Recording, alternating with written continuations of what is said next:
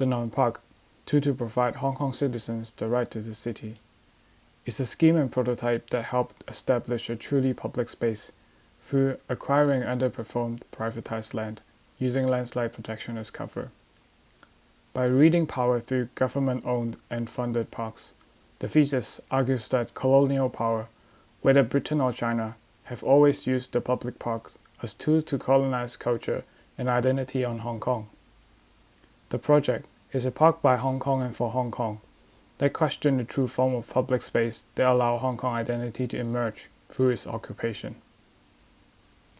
It proposed strips of minimum infrastructure that hold the voids in between, and the naturally formed bamboo forests in the framed void become a tool for the community to shape their ideal form of public space that free from surveillance and control.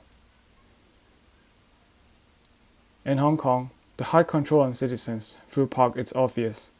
CCTV, security guards, accessibility control, surveillance system integrated lampposts, to the recent ban of political activities.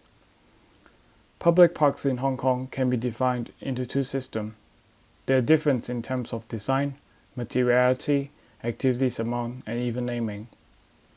The research illustrates how the political bodies use public park in the context of Hong Kong as a self-control tool to impose an imaginary collective memory on the community being colonized. Right after the first publicly funded park established in Liverpool that used to gentrify the city, the British Empire brought such new form of public space to a newly colonized territory, Hong Kong, to build a botanical garden as the first Hong Kong public park.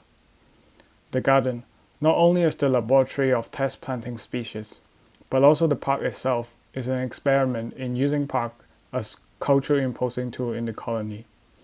Public space or similar idea did not exist in local Chinese culture. The idea was accepted by the locals years later when they started to follow the Western form of living by gathering in a centralized public park for leisure activities. It shows that parks can shape way of living and even culture and identity of citizens.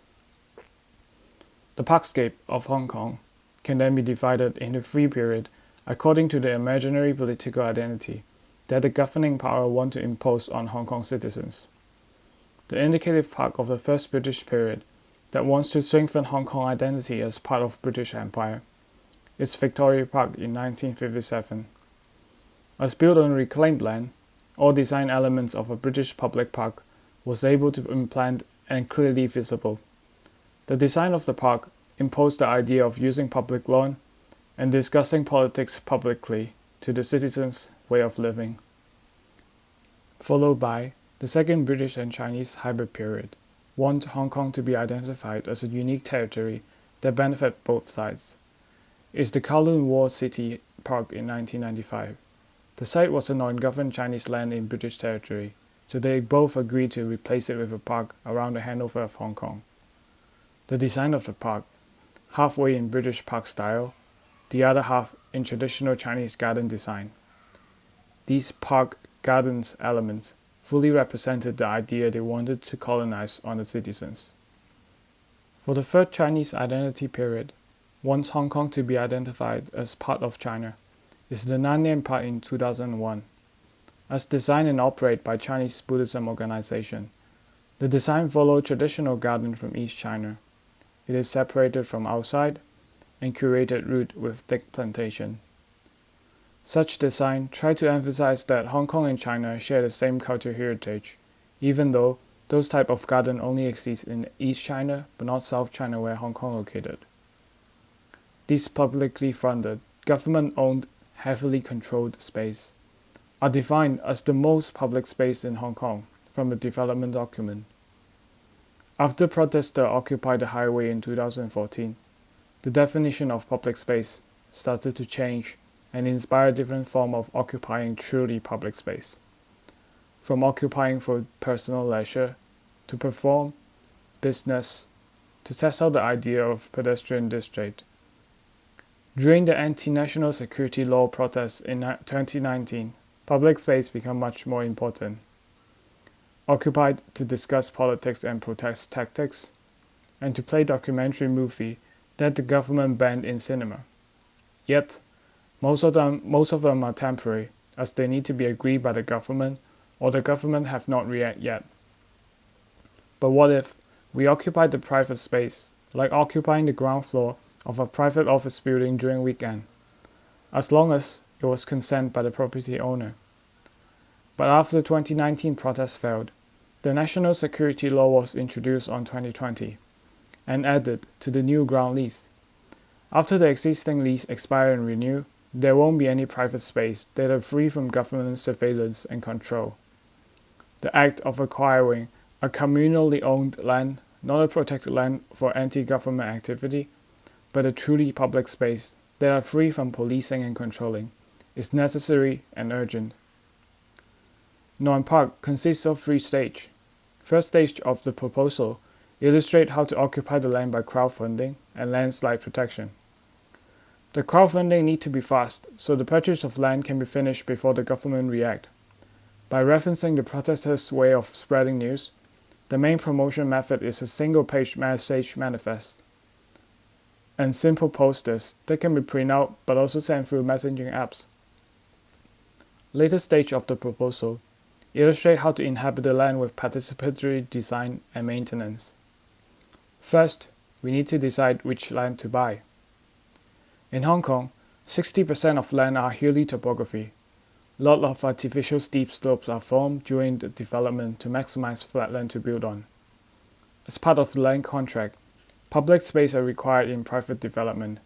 It can be built on slope only if the slope is smaller than 18 degrees. As a result, a lot of slopes that are steeper than 80 degrees remain unused. Compared to the price of a commercial or residential land on market, the estimated price of acquiring such slope land that is not legible for economic activities are much more achievable. There are 60,000 registered slopes in Hong Kong to filter. The proposed slope need to be located on developed land and privately owned, so the acquisition of land will not depend on government response. It need to be less than 42 degrees, the steepest outdoor stair for accessibility. Bigger than 2,000 meters for enough space, with good orientation and not fully surrounded by high rise. Final 105 slopes are then suggested. After acquiring the slope, both the architect and community cooperatively design and maintain the slope following separate menus.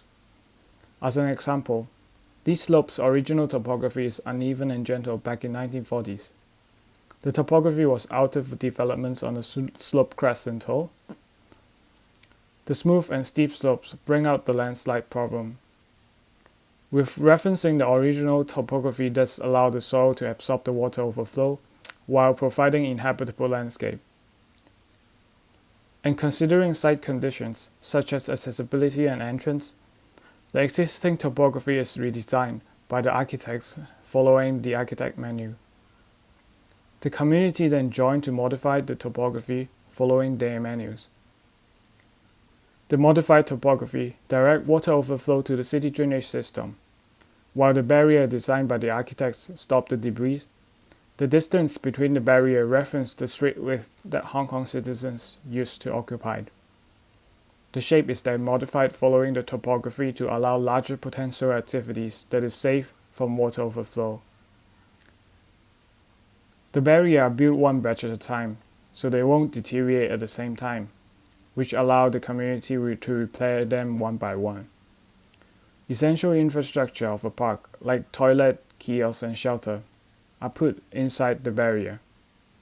The first layer is a grid of bamboo from the site, designed by the architect, built by the community.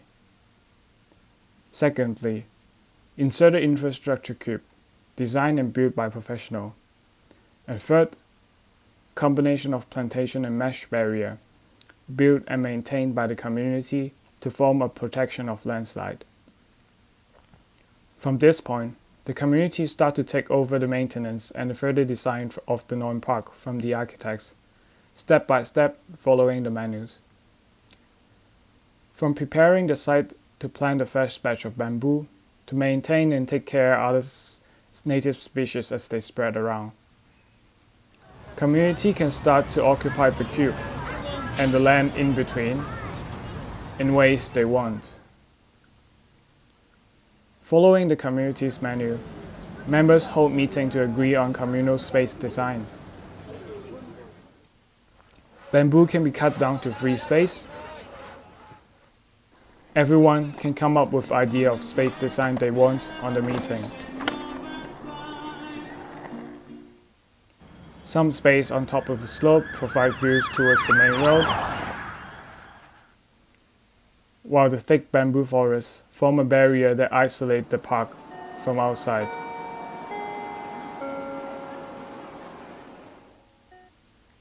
Communal space design can change as the running bamboo can fill the unused space densely within 2 to 3 years.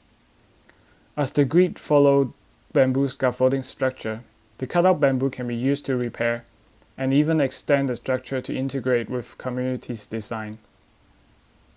Non-park create possibility of public space in private land with landslide protection as cover. Not just about accepting the facts that a truly public space can only be achieved through a grey area of legislation. It is more than a public space. Minimum infrastructure on different slopes framed a network of voids for Hong Kong citizens to occupy fluidly.